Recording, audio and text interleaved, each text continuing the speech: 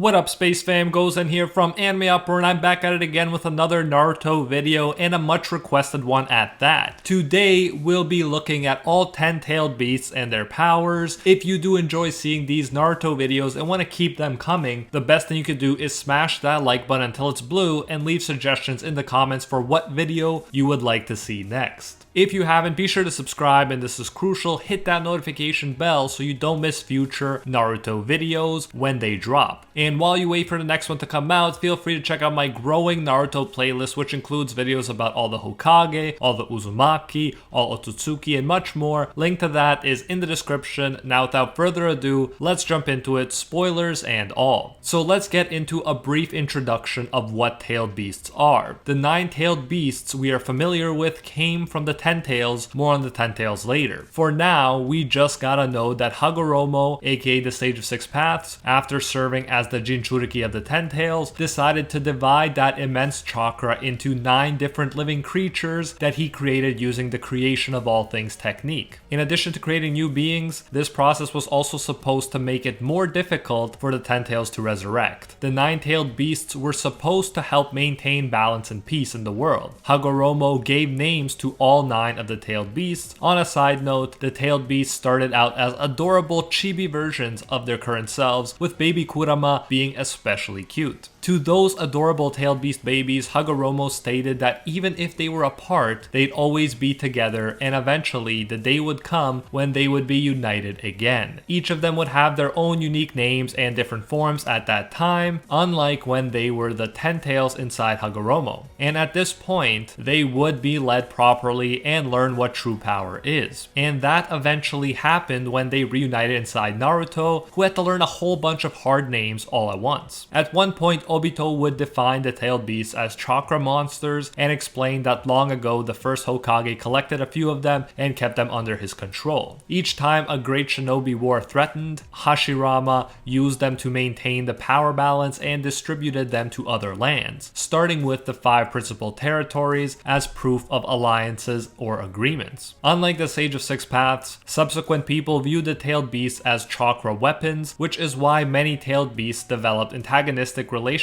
with people, despite the fact that they came from a person, albeit an alien, godlike one. Like Hagoromo, Hashirama wanted to use the tailed beasts to help maintain balance. But the problem was, the first Hokage used the tailed beasts forcefully without their consent or cooperation. It took Naruto, Asura Otsutsuki's latest reincarnation, to finally figure out that they should be treated as equals and friends rather than just as weapons. With that basic info out of the way, let's start things off with the one-tail Shukaku. As we know, Shukaku was sealed inside Sand King Gaara, who served as its red-haired and eyebrowless Jinchuriki. The tailed beasts are based off of different animals, and Shukaku is based off of a tanuki or Japanese raccoon dog. Shukaku's first Jinchuriki was a nice elderly priest who reminded Shukaku of the Sage of Six Paths because he treated the tailed beasts with respect. Bunpuku was his name and pacifism was his game, even though the way people treated him was insane. Lighthearted rhyming aside, the Sunagakure village viewed him as a monster and kept him in jail despite the fact that he was doing them a huge service by being the Jinchuriki, so no one else had to be. What I really respect about this guy is his Zen monk level of acceptance and gratefulness. Rather than hating Shukaku because being its vessel meant being separated from all other humans, he was always nice to Shukaku and grateful for its company. Even if the villagers forgot his name, he was grateful that Shukaku knew his name. And when asked if he ever got lonely because he could only communicate with a man-hating beast, he responded, and I quote, "There's no need to distinguish between man and beast. A friend of the heart provides peace of mind, no matter the species." End quote. I think anyone who's ever had a pet dog can relate to that. Bunpuku counted his blessings and never blamed others, knowing that no matter their actions, fundamentally, people's hearts wish to connect with and accept each other. Rather than being sad, Bunpuku cried tears of joy and gratitude when Shukaku told him he reminded it of the Sage of Six Paths. And then Bunpuku revealed it was the nicest thing anyone had ever said to him. Although we don't know his name, we know that Shukaku's Jinchuriki before Gaara inspired the third Kazekage's Iron Sand technique. Eventually, Gaara inherited the tailed beast, and his father, the fourth Kazekage, arguably the worst dad in anime, labeled his Jinchuriki son a failed experiment because he couldn't control Shukaku and his emotions. And I don't think any kid could if they were constantly the target of assassins, and if they were also convinced that the few people who loved them actually hated them and wanted to see them dead. Gaara, more than anyone, deserves to talk to a therapist about his childhood trauma and daddy issues. And when you combine all that with insomnia and Shukaku's hatred of humans by this point, you obviously get a less tame Jinchuriki Bijuu combo than when an enlightened monk is in charge. But enough about bad parenting, let's dig up some info about Shukaku's skills. Like all tailed beasts, Shukaku comes along with a massive amount of chakra and the ability to fire off tailed beast balls, aka Bijuu bombs. When the user falls asleep, Shukaku can take full control and go on a rampage, which is why early Gaara feared sleep and was constantly sleep deprived, leading to an even more unstable personality. Now let's talk ninjutsu. Shukaku is known for his sand manipulation.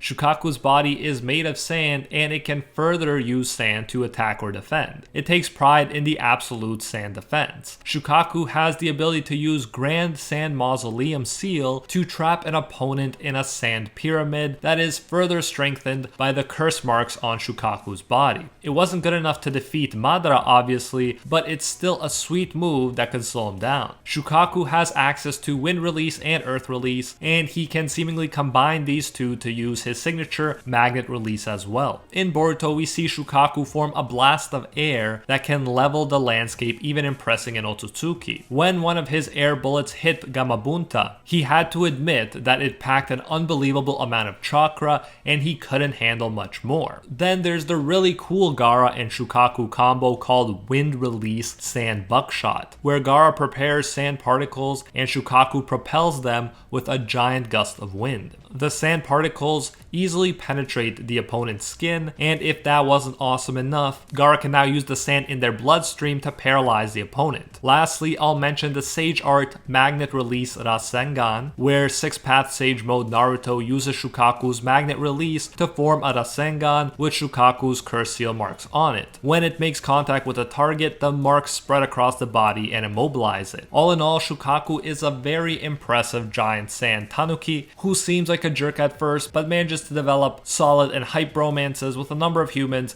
including Gaara and Naruto. Next up, we have the two Tails, aka Matatabi. Matatabi is a blue blazing cat. It was sealed in Yugito ni from Kumogakure, aka the village hidden in the clouds, when she was 2 years old. Later, Hidan and Kakuzu defeat Yugito so the Akatsuki can extract Matatabi out of her. Matatabi is notably more polite to humans than most tailed beasts when conversing with them, and now let's turn to this blue fire cat's powers. Besides having large amounts of chakra and the ability to launch tailed beast balls, Matatabi can use fire release. After it takes over Yugito's body in the battle against the Akatsuki, it launches a giant and destructive ball of fire from its mouth. Despite its large size, it moves with great speed and can send opponents flying with one swing of its strong paw. We have seen less of some tailed beasts than others, and in this case, Matatabi hasn't had as much screen time as Shukaku, and so we obviously have less info about her and her powers. So although I like this respectful fire-breathing monster cat, it is nonetheless time to move on to the three tails, aka Isobu, the giant turtle beast with a sprinkle of crab-like and shrimp-like features added in for your sea-loving pleasure. Hashirama gave Isobu to Kirigakure, aka the village hidden in the mist, when he was trying to foster peace and create a balance of power at the Gokage summit. Eventually, the Hidden Leaf's own Rin, close friend to Kakashi and the crush of Obito, was kidnapped and made into Isobu's Jinchuriki. The plan was for her to serve as a kind of Trojan horse. Once back inside Konoha, the three tails would be unleashed and would go on a rampage destroying the village. To prevent this, she threw herself in the way of Kakashi's lightning blade and thus bravely sacrificed her own life to protect the village. Isobu revived as tailed beasts do and ended up being sealed in the fourth Mizukage, Yagura. Yagura was singled out by Danzo along with Madara, Hashirama, and B for being one of the few to ever achieve true or complete control control over a tailed beast. Yagura as a Jinchuriki was genjutsu'd pretty hard by Obito Uchiha though. Ao eventually dispelled the genjutsu with his Byakugan and Yagura died. When the Akatsuki came to capture the Three Tails, it was in the wild rather than inside a Jinchuriki. Deidara had to drag its full-sized giant shell back after defeating it. Isobu is more timid and, like Matatabi, friendlier than your average tailed beast, which helps explain in part how Yagura could gain complete control of it. In addition to having lots of chakra and access to tailed beast balls,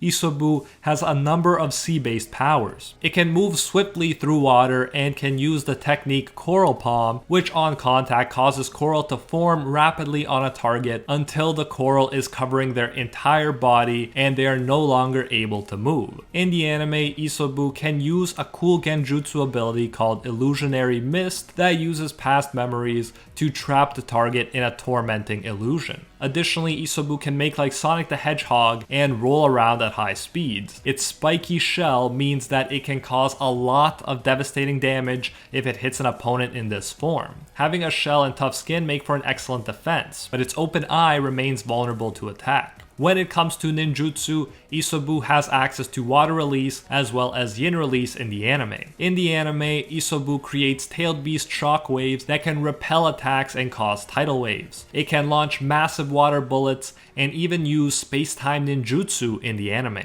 And that about covers this friendly turtle giant. Moving on to the Foretails aka Seten Taisei Son Goku. This four-tailed monkey king and Kakarot reference was given to Iwagakure, aka the village hidden in the stones by Hashirama. This monkey king has red fur and green skin. Understandably, Son Goku didn't trust humans, since according to it, they only see the tailed beasts as sources of great power. Humans imprison the tailed beasts and deny them of their true status. However, Naruto makes Son realize that not all humans are like that. And the monkey king also reveals that the Nine Tails name is Kurama to Naruto. Roshi was Son's Jinchuriki, another name you might recognize from Dragon Ball, which was heavily inspired by the Journey to the West story, and Naruto in turn drew inspirations from both. Roshi was from Iwagakure and he was known for his lava release, which is why they called him Roshi of the lava style. Kisame does manage to defeat him, but he notes that it wasn't easy to Itachi, claiming that the corrosion style jutsu Roshi used is nothing to laugh about. This Jinchuriki could use lava style to shoot scorching rocks from his mouth and lava release chakra mode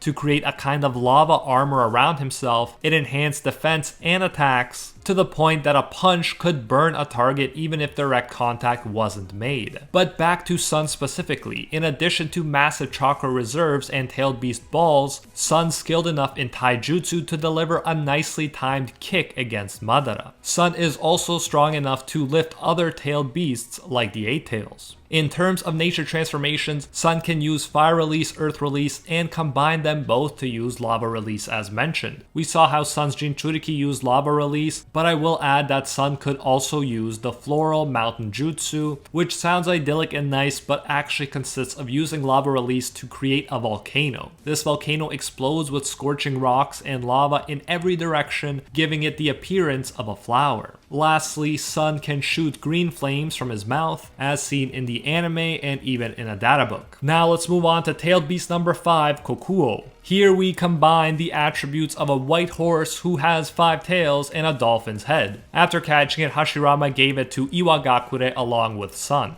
It was subsequently sealed in Han of Iwagakure, also called the Jinchuriki of the Steam. He wore steam armor that takes advantage of boil release. The hype armor contains a furnace on its back that stores steam and then emits it to increase the force of his attacks. One kick could send Naruto flying so hard that even Killer Bee was pushed back when he tried to catch him. Kokuo is one of the more quiet and polite Bijuu who wants to avoid conflict if possible. When given the chance, it prefers to seclude itself in a forest. In addition to having massive chakra and tailed beast balls, it can ram into targets with enough speed and force to send them flying. In regards to nature transformations, it has access to water release, fire release, and can combine these two to use the already mentioned boil release. His Jinchuriki created his epic steam armor to specifically take advantage of Kokuo's Boil Release. Boil Release gives the Five Tails and its Jinchuriki access to steam-based ninjutsu. Boil Release, unrivaled strength style, increases speed, strength, and allows one to evaporate water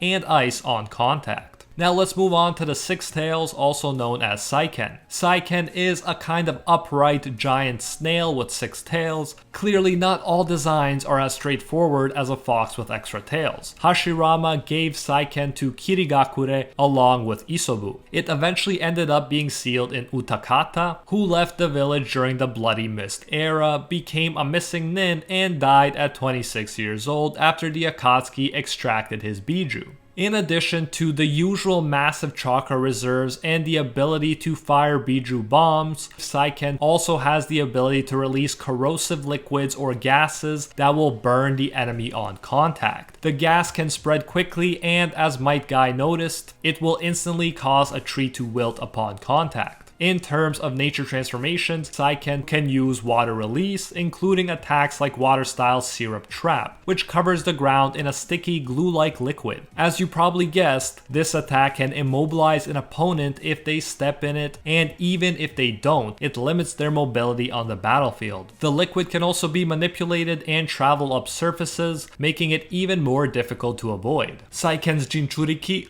Utakata could also use water-style bubble jutsu. He'd produce bubbles using a bubble pipe. Yes, that's a thing and more dangerous than you'd think. This bubble blower can manipulate these bubbles and cause them to blow up at will. You could combine the bubbles with acid to make them even more deadly, and in the anime, Utakata could use the bubbles to transport himself to trap enemies, drown them by filling the bubble with water, or he could fill the bubbles with blinding powder. The possibilities go on and on. Who would have thought that blowing soap bubbles could be such a deadly and versatile fighting style? And although it may seem a little boring that Saiken can only use water release, we must remember that its acid scattering ninjutsu, also called Wisdom Wolf Decay, is unique to it, and it can give its water style attacks a unique twist if it combines the two. Next we have the Seven Tails aka Lucky 7 Chomei. Chomei is an insect in shining armor. More specifically, it's based off of a rhinoceros beetle, a bug that also inspired the Pokemon Heracross. Kishimoto chose to also give it a medieval knight's helmet as a skull, giving it a very cool and unique look. 6 of its tails are wings, while 1 is more like a normal tail. Hashirama gave Chomei to Takigakure, also known as the village hidden in the waterfall. This village is unique because it's located in an unnamed country, and it was the only village that didn't belong to the 5 great shinobi nations to be given a Bijuu. Chomei was eventually sealed in Fu, a female ninja or kunoichi, from Takigakure. The Akatsuki then extracted the 7 tails from her, causing her death. So I think you see a recurring pattern here. The Akatsuki are definitely not a Jinchuriki's best friend. Besides nice juicy chakra levels and access to Bijuu bombs, Chomei can fly and release a blinding powder. Being the insect of the group, it can also use insect-based attacks and would have been a pretty cool Bijuu for Shino Aburame if he was a Jinchuriki. Chomei can also use its big horn like a lance to ram into enemies. In the anime, it can also surround itself with a cocoon. Not only does it raise its defense, it slows down chakra absorption. The cocoon's weakness is being pierced by a chakra blade in the right spot, which can be identified with the Byakugan. Unfortunately, we don't have more info about Chomei, not even notable nature transformations, but hey, at least it looks cool and can fly. Next we have a fan favorite Bijuu, the 8 Tails aka Gyuki, Killer Bee's very own Bijuu. Gyuki is like an ox crossed with an octopus, or an octo-ox if you will. Hashirama gave Gyuki to the village hidden in the clouds along with Matatabi. Like other tailed beasts, the 8 tails would get loose and go on a rampage, causing destruction to the village. The 3rd Raikage was an absolute legend and would stop him, but he refused to give up trying to find the perfect Jinchuriki for him because the 8 tails was just too important of a weapon for Kumogakure to ignore. It was sealed into Killer Bee when he was 5 years old. Eventually, he went on to befriend Gyuki and gain control over it, unlike its past Jinchurikis. Gyuki is extremely strong. Kurama said that Gyuki is the 2nd strongest after itself, albeit Gyuki did tell Kurama after this not to decide who's stronger or weaker based on tail count. Gyuki actually fought the third Raikage, referred to as the strongest shinobi in Kumogakure's history, until they both collapsed from exhaustion. It's an impressive feat for both of them and goes to show how strong they both were. Like the others, Gyuki has massive reserves of chakra and can also recharge them completely in a relatively short period of time. Something epic we witnessed was when Killer Bee overcame Sasuke's Genjutsu in a split second. As he pointed out, Genjutsu doesn't work against Jinchuriki hosts who have control over their Bijuu. The Bijuu can agitate their chakra and wake them up. Gyuki's tentacles are also very useful. A tentacle can take the form of a Killer Bee clone that could even trick Sasuke's Sharingan. Notably, it can use its tails or tentacles to unleash the 8-tail Bijuu twister attack. The spinning tails create strong gusts of wind that send surrounding shinobi blasting off. Gyuki's Bijuu ball was strong enough to break through the so-called impenetrable barrier of the barrier core. We also got to see Gyuki and Kurama charge up a much stronger Bijuu ball,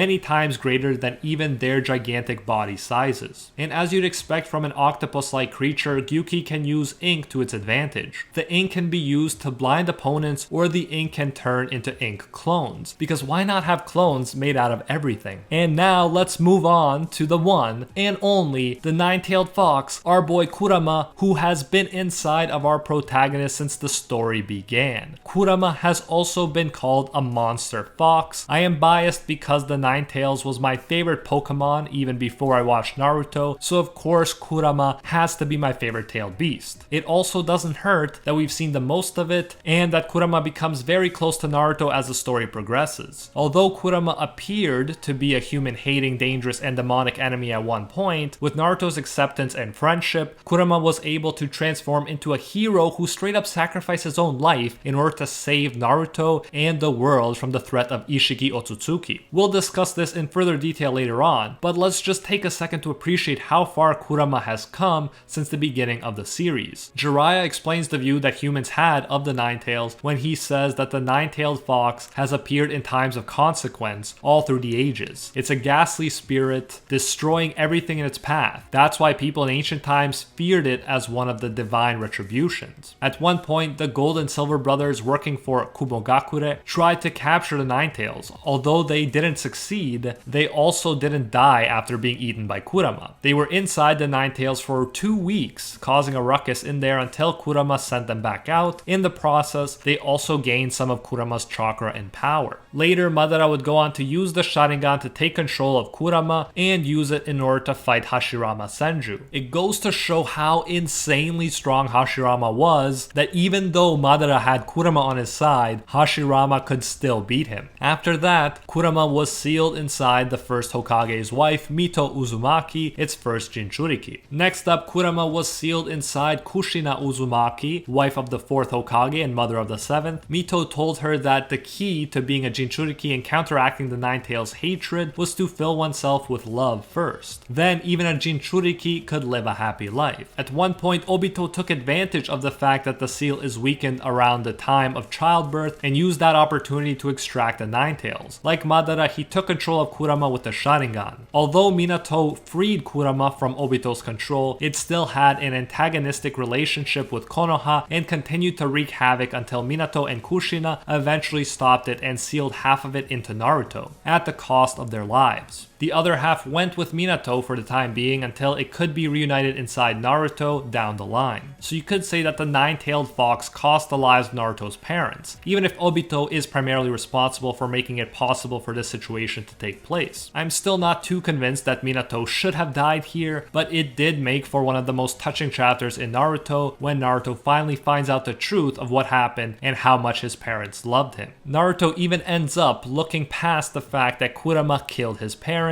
which is easier to forgive when you see the situation from its perspective. It does make sense that Kurama would act against people who see it as a tool and decide what to do with the Ninetales without paying any regard to what it wants. Combine that with its lone loneliness and distrust of humans, and it's not surprising that it would have an antagonistic relationship with the humans of the village who are trying to trap it once again against its will. Now onto the power of the Nine Tails. It's very OP and considered to be the strongest of all the tailed beasts already mentioned, and obviously this doesn't include the 10 tails, which we'll get to in a bit. Keep in mind Naruto and Kurama could overpower 5 other tailed beasts with only half its power. That gives you a sense of the crazy power discrepancy we can expect to see between the tailed beasts. When you see something like that, you can understand why Kurama insists that the more tails you have, the stronger you are. Later, Naruto gains Kurama's full power. He eventually became capable of summoning Kurama so that he manifested separately and they could fight apart. We talked a lot about massive chakra reserves, and Kurama specifically are on another level. Kurama had to be sealed into the husk of the 10 tails last, or else it would disrupt the balance and the statue would fall apart. Then there's the fact that part of the 9 tails chakra can be passed on to the allied shinobi forces in order to increase their power in chakra too. How's that for a chakra flex? Kurama's clearly got chakra to spare. We've seen Naruto use Kurama's chakra to enter his OP 9 tails chakra mode, but most recently in Boruto, we witnessed Baryon mode, which blows all previous forms out of the water. According to Kurama, this form is like nuclear fusion. It's a similar principle to how the sun produces energy. According to Kurama, unlike with the other modes, this is a totally different beast. As the raw materials to create this energy, Kurama's chakra and Naruto's get consumed until one or both of their lives run out. Another interesting fact is that on contact, this form reduces the lifespan of their opponent too. This form allowed Naruto to defeat Ishiki Otsutsuki. It is the strongest Naruto's been, however it came at a huge price. As Kurama later reveals, the cost the whole time was actually going to be its own life, not Naruto's. Kurama simply never told Naruto that because he knew he wouldn't go along with it if that was the case. So the demon fox who killed Naruto's parents ended up sacrificing itself to help save Naruto and the rest of the world. Usually you'd expect tailed beasts to come back again eventually after they die, but Kurama implies that it's different with Baryon mode and that Naruto won't see him again until he meets him in the afterlife. This happened recently at the time of making this video, so we'll see what happens. I wouldn't be surprised to learn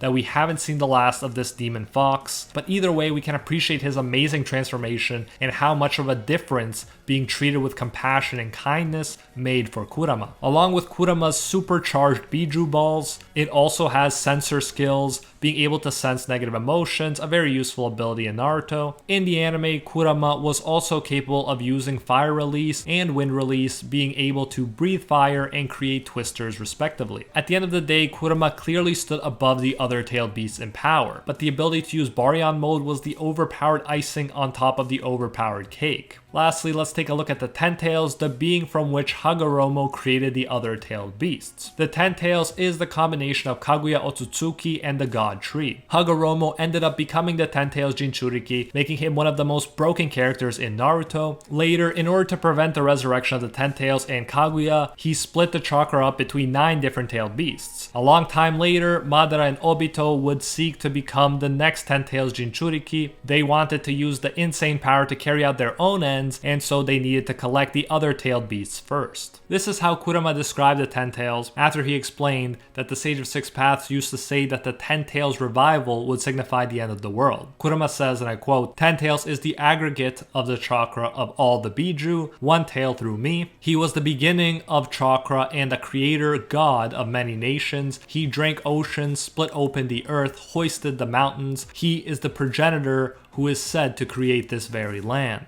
A simple way to think of it is that his strength is the added total of all Bijuu. I, by myself, couldn't take him on and hope to win, end quote. When Naruto was attempting to sense how strong the 10 tails was, Kurama told him not to do it, since he'd just see how immeasurable the power is. How hype is that? And keep in mind, we didn't get to see a full 10 tails that incorporated the full power of all 9 tailed beasts, which would have made him even stronger stronger, especially since Kurama, the strongest of the 9, was still inside Naruto. A noteworthy flex is that it was able to flick away a Bijuu ball with a finger, and it can cause natural disasters with a roar. The 10 Tails is also very flexible, being able to detach a part of its flesh if it's on fire, being able to regrow lost limbs and form additional arms that it can manipulate at will. Additionally, it can form disconnected humanoid beings that can charge enemy forces. This ability gives the non-Naruto fighters a chance to fight, and also reminds us just how much the tailed beast powers remind me of the Titan shifter powers in Attack on Titan. In both cases, there are 9 powers or beings that were originally 1. You can definitely find a lot of parallels there, just saying. Anyways, the roots of the god tree are OP and can extend around enemies, even big ones like the tailed beasts, and absorb their chakra from them. As the 10 Tails Jinchuriki, Obito shaped these roots into dragon heads. The god tree can also create a bud that blossoms, and that blossoming will reveal an eye at the flower's center, which will be reflected by the moon and activate infinite Tsukuyomi, the ultimate genjutsu that traps all the world's inhabitants in a genjutsu while their chakra is siphoned off. Lastly, once the Rinnegan wielder becomes the 10 Tails Jinchuriki, they unlock 6 paths Senjutsu and the truth-seeking orbs. The 10 Tails is associated with every kind of basic nature transformation, including fire, wind, earth, lightning, and water, as well as wood release. It also contains the power of yin and yang release, and as already mentioned, its unique and OP ability includes absorbing chakra. And that is it for all 10 tailed beasts and their powers explained. That was definitely one of my longer videos. Let me know which one is your favorite. Like I said, my favorite is Kurama, but I'm fully aware that that's not a very original answer. If you did enjoy this video and want to keep Naruto videos like this coming, make sure to smash that like button. These kinds of videos take a bunch of work, so definitely turn that like button blue so I know you want to see more. If you haven't, be sure to subscribe, and this is crucial, hit that notification bell or you will miss future Naruto videos. Leave your suggestions for what Naruto topics you would like me to cover next in the comments, and while you wait for the next video to drop, feel free to check out my growing Naruto playlist, which includes videos on all Hokage, all Kage, all Uzumaki, all Otsutsuki, and much more. Link to that is in the description. And I especially want to thank the patron squad over on Patreon and here on YouTube who help make videos like this one possible. First and foremost, I want to thank the patron of legend, the one acknowledged by Lord Twigo himself, and the most donated champion of the world, Alpha Sigma, and are the 1-tier patrons, the ones who stand atop all clans, Ingrata, Acquire Respect, Pate Heffa, Liam Thompson, Aljatal, Dr. Courtman, Dustin Scarlet, The Toasted Chi, Bang, Emperor Otaku, Spidey Life Tanel, Baked Buddhist, Tungsten Tarkus, and Yuno. And our Pro Hero tier patrons, the one and only Gilgamesh, Steelers, Angel Cruz, Anatoly Kazaski, Cricket XP, Rethuin De Aura, Very Gucci, Alicia Actor, Bonnie Parks, Hinokami and Water, Joanne Garcia, The Red Haired Raven, Ted No Ted, iSparky65, Fatboy Games, Deadly Saint, and Soul Rise Slice and Dice. Thank you all so much. If you do enjoy our work, you can support more of it by going over to patreon.com/animeuproar and becoming a patron today for as little as $1. If you do so, you'll get your name featured in future videos alongside these amazing people right here, and you'll even get access to our private patron-only Discord where we talk about anime life and of course dank memes. So check out patreon.com/animeuproar. Link to that is in the description if you're interested. You can also join the YouTube channel by clicking that blue join button next to the subscribe button that you've hopefully already destroyed. So yeah, you can support more content that way if you prefer. Whichever way you choose to support us, you can get the same great benefits. Thanks again, and until next time, see ya, Space Cowboys.